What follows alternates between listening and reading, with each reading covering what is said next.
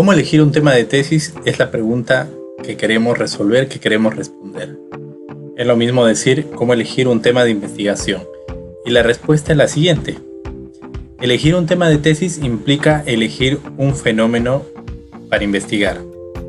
Suena un poco curioso, ¿no? Pero un fenómeno es un hecho observable. En la vida diaria siempre hay hechos observables, situaciones observables, que pueden ser sujetas a investigación. ¿Qué fenómeno tienes que elegir? Un fenómeno donde tú observes un problema. Muy bien. ¿Y cómo sé que estoy observando un problema? Muy fácil. Un fenómeno consta de elementos y variables, es decir, cuando tú elijas un tema de investigación vas a elegir un elemento y variables.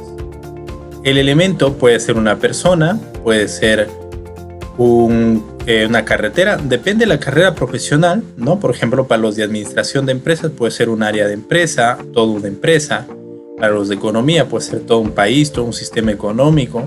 Para los de psicología puede ser un grupo de personas. Bueno, imagínate que estás trabajando en una empresa y de pronto te das cuenta que en tu área, en el área de la empresa, de repente es un área de ventas, ves a la gente, a los vendedores, a los asesores comerciales totalmente desmotivado. Es decir, estás en un área trabajando, el área de ventas en este ejemplo que te digo, y observas una baja satisfacción laboral de todo el equipo que está trabajando, ¿no? Entonces, inmediatamente desde tu foco te das cuenta que hay algo de que no está funcionando como debería ser. Es decir, si estaría funcionando bien, debería haber alta satisfacción laboral, pero tú estás observando una baja satisfacción laboral, por ende estás observando un problema. ¿Qué requisitos debe cumplir un tema de tesis elegido? Es decir, ¿qué requisitos debe cumplir un tema de investigación que elijas, ¿no? En este caso, para el desarrollo de tu tesis? Son 6 requisitos. Cuando tú eliges un fenómeno para investigar, puedes abordar ese fenómeno, ese hecho observable, ¿no? Que contiene un problema en distintos niveles.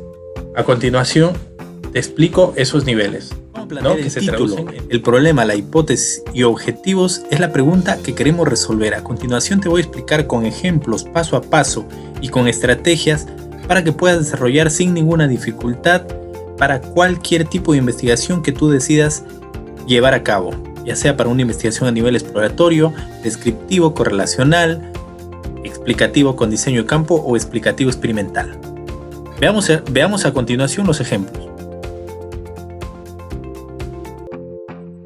Muy bien, una vez que ya aprendimos a cómo realizar el marco teórico, ¿no? De qué tenemos que hablar en el marco teórico, ya aprendimos a definir las variables, a clasificarlas, ya aprendimos con los ejemplos a identificar las variables, ya sabemos qué tipo de escalas o niveles de medición existen para poder medir las variables.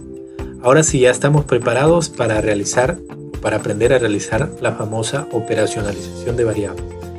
Recuerden, ahora la pregunta que nos interesa responder, la pregunta del millón o la pregunta que sé que está rondando por tu mente, es la siguiente. ¿Cómo hacer o qué debo hacer para poder contrastar mi hipótesis? Cuando yo digo contrastar la hipótesis, es lo mismo decir verificar la hipótesis. Es lo mismo decir comprobar la hipótesis. Es lo mismo decir responder a la pregunta o problema que yo he decidido estudiar o investigar. Existen 3 estrategias o 3 tipos de diseños de investigación que tú puedes utilizar de acuerdo a la investigación que decidas realizar. 3. La primera es un diseño. Una vez definido y detallado y explicado cómo y cuándo utilizar un DCA, un diseño completamente al azar, a continuación vamos a explicar de la misma manera en qué consiste y cómo utilizar un diseño de bloques completamente al azar. ¿Seguimos? Como puedes observar, de esta forma se ilustra a un diseño de bloques completamente al azar. Muy bien, hemos aprendido cómo utilizar y cuándo utilizar el DCA y el DBCA. A continuación, vamos a enseñar en qué consiste y cómo utilizar o cuándo utilizar el diseño factorial, que es un poquito más complejo, pero que tiene mucha similitud a los diseños experimentales anteriormente explicados. A continuación vamos a explicar la ecuación, el cuadrito de la misma manera y cuándo se utilizaría, ¿verdad? Continuemos. Como puedes observar, un diseño factorial, la ecuación ya se hace un poco más larga, la ecuación estadística o modelo estadístico también se llama. El y viene siendo el mismo. El y viene a ser la medición de una o más variables dependientes que yo he elegido estudiar, de mi elemento no, que es parte del fenómeno elegido. El mu viene a ser el promedio de todos los datos, de todos los y medidos. El AI viene a ser el efecto de la variable de interés 1. El BJ viene a ser el efecto de la variable de interés 2. El AB viene a ser el efecto de la intersección de esas variables. Me sale esta ventana para poder yo elegir mis variables. Tengo tipo de cuero y desgaste. Variable dependiente sería desgaste, ¿no? Selecciono y le doy aquí en este botoncito y sale desgaste. Luego en factor va a ir mi variable independiente. Me voy a tipo de cuero y le doy y sale ahí.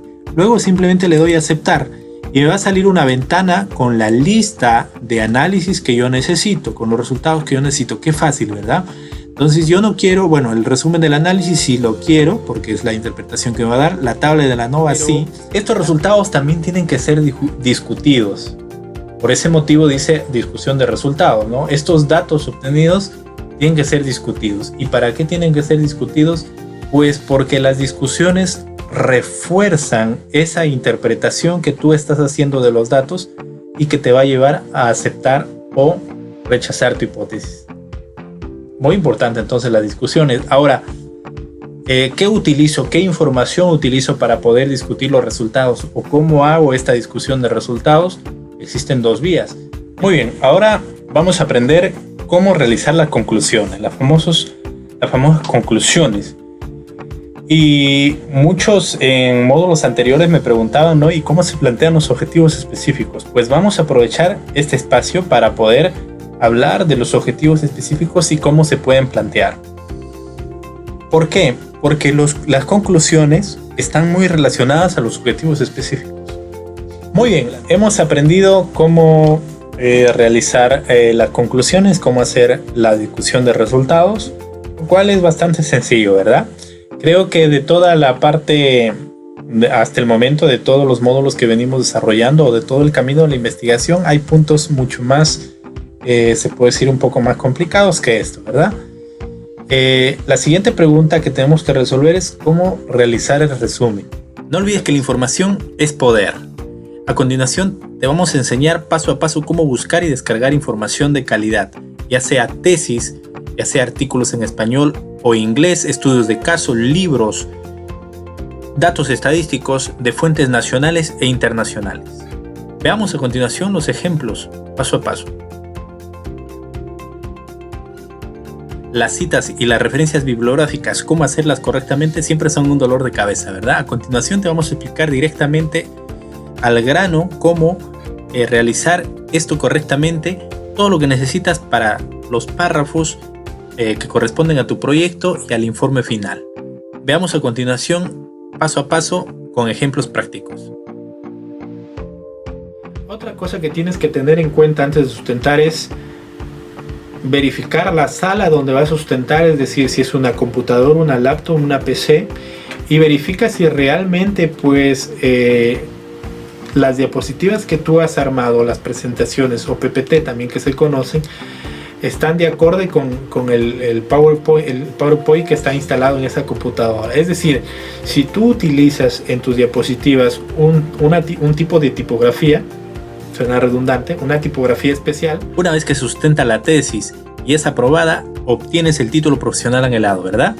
Pero no olvides que una buena investigación, una buena tesis debe terminar en un artículo científico publicado en una revista. ¿Cómo redactar y publicar un artículo científico en una revista indexada? A continuación, te explicamos paso a paso al detalle y con ejemplos como siempre. No olvides que publicar un artículo científico tiene muchos beneficios.